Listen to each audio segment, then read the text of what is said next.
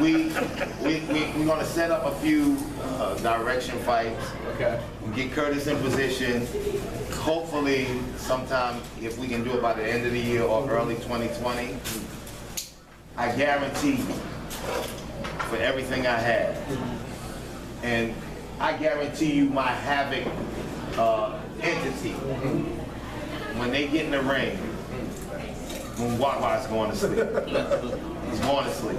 Do you think he would even take that fight? Do you think Logan would even take Well, of course not. That's why. It's a risk right now. Of course not. But we have to maneuver in the position so we can make it happen. Gotcha. We'll get him to number one, and at that point in time, he's going to have to get in the ring with him. And when he gets in the ring with him, he has two directions he can take.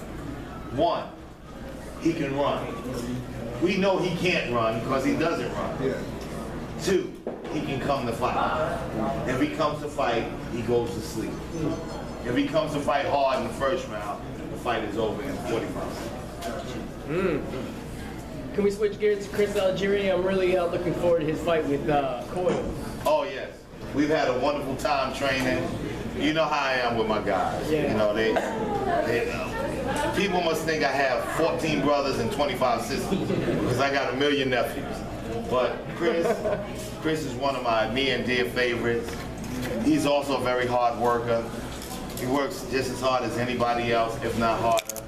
And we've been working on him doing different things. You know, Chris is an all-out boxer. I've been working on him sitting down on some punches, working better to the body, and I think he's going to put on an exciting performance against Coyle. Coyle comes right to him. We're going to hit him with uppercuts and turn him, and shoot shots, control him with the jab, and this is a rarity. Chris says, I'm going to try to knock him out. I said, okay. I said, what did he say? That is a rarity for Chris. Exactly. So I'm looking forward to the fight. I'm looking forward to Chris getting another title shot. And if anybody deserves to be in the Hall of Fame, it's Chris. We need to win another world title, win a few more fights, and take him right on to Minnesota and get him in the House of Fame. Is Maurice Hooker going to be the champion that you guys are going to target? I'm looking forward to Chris and Maurice fighting each other. What do you think about Hooker? I like him. He's blue collar, doesn't do anything special, but he's consistent. And consistency is a dangerous thing in a fighter who wants it. But we're going to work, and I think we'll have more than enough in our attack chest to win and to have Chris become a two-time world champion. What are your thoughts on the 140-pound division itself? Yeah, it's looking at champ Jose Ramirez. This program today, Josh Taylor just dominated Andrade. Right. It's a wonderful division, but like at this point in time, being that my nephew is 35, I'm going to guide him correctly. You understand? He doesn't have to be in a war and a war and a war. No, we'll just work the lines and get him to the top, control it, find out what's the best avenue economically and career-wise, and take it from there. Andre, two-part question. First, so we bring up Comey, we bring up Jacobs. How do you get Danny to be more like Richard? Because Richard goes in there and it's attack, attack, attack, pressure. I'm going to beat you down. And Danny, as you said, you want him to be like that, and there's always that, I can do this, I can do that. It's almost like he's trying to figure out, I have all these toys I want to play with and tools. Right. How do you convince him to just be, all right, attack mode? It's hard to make a fighter something that another fighter is. It's hard. I mean, you have to psychologically get the fighter to make those moves that'll be more exciting, more aggressively positive as he's in the ring. So Richard is Richard. Richard likes to fight. Richard knows he has to fight you to win. And he knows he has power. And he knows when he puts that power on you, the likelihood of him being victorious is right there. So it's a psychological game. It doesn't always work, but you try your best to make it. The second part, I've talked to a couple of trainers, and they said that the biggest hindrance with Sergey Derevyankov is the left hand. He never turns it over. It's still too much of that Russian style. he has so much success. So how tough is it saying, you got to do this, got to do this? And he's looking going, I did all this when I was an amateur, so why should I? Well, if you notice from the Toriano Johnson fight, he not only turned that hand over, Yes. it was Krispy Kreme. And I'm going to get him back to it. I'm going to get him back to it. I'm going to work it till he's turning it the way he's supposed to. He's going to be sharp. He's going to be effective. And I guarantee you'll like what you see. What happened with Culkin? Like, what was it about Culkin that made it so damn difficult? I don't know. I wasn't in camp with him. I couldn't tell you. Culkin is an awkward guy. Yeah. He gave Boo Boo some fits. And Boo Boo called me and said, Uncle, this guy was all over the place.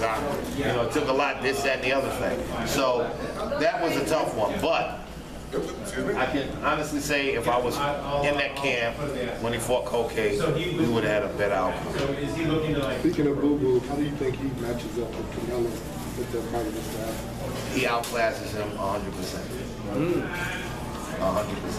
Why does he do better than Danny or better than... Well, Boo Boo, he does things that a lot of other fighters don't do. He changes height like no one I've seen in a long time. He uses his shoulders to pump you off balance. His jab is constantly flicking at you. And his hands are very quick. Put those together and you have the recipe for disaster for someone like Canelo.